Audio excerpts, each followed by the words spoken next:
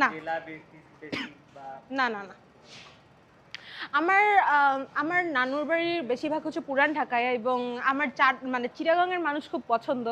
So আমি জানি না কোথায় আসলে, বাট যদি কখনো বিয়ে করি, বিয়ে তো অবভিয়াসলি করতে হবে, বিয়ে টিয়ে করি যদি বা কারোর সাথে কখনো ওইরকমই করা হয়, মনের মানুষ আসলে ওইরকম তো জেলা ওয়াইজ বা কোনো কিছু ওয়াইজ হয় না। সো আমার বেশিরভাগ পছন্দ হচ্ছে চাটগাইয়া পছন্দ এবং পাকিস্তানি পছন্দ। সো যদি কখনো সুযোগ হয় আর কি। আমি তো দেশীয় ছেলে বলেছি প্রথমে, পুরান ঢাকাইয়া পাকিস্তানির। হ্যাঁ, দুর্বলতা কেন আছে, কারণ হচ্ছে আমার বেশিরভাগই হচ্ছে কাজ করা হয় পাকিস্তানিদের সাথে, অ্যাজ আমি একটা ইন্টারন্যাশনাল এজেন্সিতে আছি। সো বেশিরভাগ ক্লায়েন্ট আমার পাকিস্তান থেকে আসে।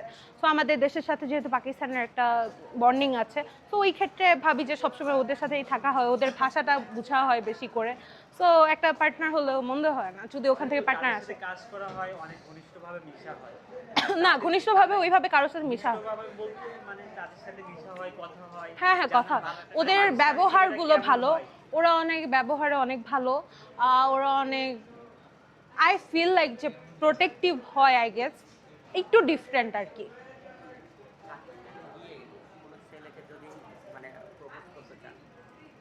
হুম হুম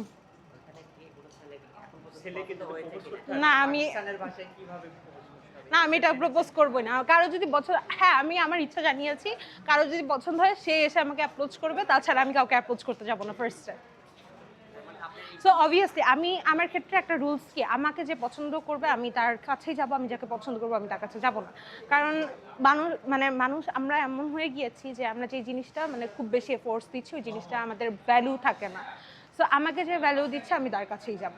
সো ইট ডাজন্ট ম্যাটার যে আমি কাকে পছন্দ করলাম, বা হ্যাঁ অবভিয়াসলি আমি ট্রাই করবো, হিন্টস দিব, বাট ডিরেক্টলি আমি কাউকে কোনো কিছু বলবো না যে ওইভাবে যে পছন্দ করি বা কিছু। ক্যান্ডিডেট মাত্র এইচএসসি কমপ্লিট করেছি এবং নেক্সট ইয়ারে ইনশাল্লাহ আমি বাইরে সেটেল হয়ে যাব, এরকমই আশা আছে। আর যদি বাংলাদেশে অর্গানাইজেশন যেহেতু আছি, একটা 360 মার্কেটিং এজেন্সি, সো সেখানে হচ্ছে আমার অনেক ভালো নাম ডাক আছে একটা মার্কেটিংয়ে। যদি এটা সাকসেসফুল হয়, যদি মনে করি যে এখানে কোনো ফিউচার আছে, তাহলে আমি থেকে যাব।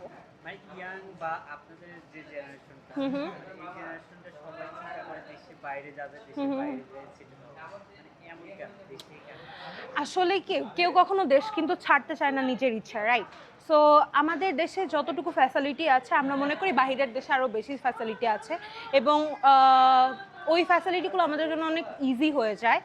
আর হচ্ছে গিয়ে বাংলাদেশে কোনো কিছু একটা করতে হলে না মানে মানুষের হেল্প লাগে বা হচ্ছে কারো হেল্পে করতে হয়, বাট বাইরের দেশে কে কি করছে না করছে নিজের যতটুকু যোগ্যতা ততটুকু আর কি শো করা যায়। যখন বাইরে যাবে, জি, দেশের কোন জিনিসটা সবথেকে বেশি মিস করবে? অবভিয়াসলি আমার বাসা, আমার সারাউন্ডিং, আমার এজেন্সি হচ্ছে আমার সেকেন্ড হোম, আমার এসএন কমিউনিকেশন হচ্ছে আমার সেকেন্ড হোম। সেখানকার প্রত্যেকটা সদস্যকে আমি অনেক মিস করব, এবং অবভিয়াসলি আমার ফ্রেন্ড তো আছেই। আর যদি আমি হচ্ছে কুকুর বিড়াল পালি, they are as like my child. So ওদের যদি আমি না নিতে পারি তাহলে ওই ক্ষেত্রে অবভিয়াসলি এখানে একটা বড় ধাক্কা লাগবে, ওদের আমি খুব মিস করব। না, আমার প্রিয় মানুষ নেই, মিলেনি ওই রকম, যেমন চেয়েছি ওইরকম মিলেনি, বা আমি যাকে চেয়েছি সে আমাকে চায়নি, এরকমও হতে পারে।